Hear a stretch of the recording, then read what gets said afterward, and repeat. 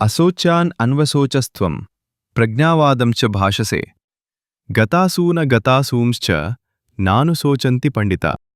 యుద్ధభూమిలో అర్జునుడు శక్తిని కాదు, మనసు ధైర్యాన్ని కోల్పోయాడు.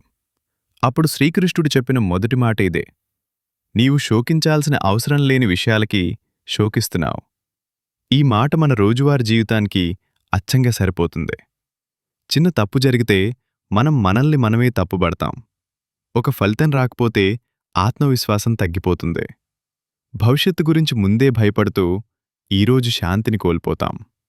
కాని శ్రీకృష్ణుడు మనకు గుర్తుచేస్తున్న సత్యమేమిటంటే, మన బాధలో చాలా భాగం వాస్తవం వల్ల కాదు, మన ఊహల వల్ల. జ్ఞాని అంటే భావాల్లేని వ్యక్తి కాదు, భావాలను అర్థం చేసుకుని వాటికి లోబడకుండా నిలబడే వ్యక్తి. ఈ శ్లోకం మనకు నేర్పేదొకటే: జీవితంలో ఏ పరిస్థితి శాశ్వతం కాదు. అందుకే శోకంలో మునిగిపోకుండా మన ముందున్న కర్తవ్యంపై దృష్టి పెట్టాలి. ఇదే నిజమైన బుద్ధి, ఇదే నిజమైన స్థిరత్వం, ఇదే భగవద్గీత మొదటి జీవన పాఠం.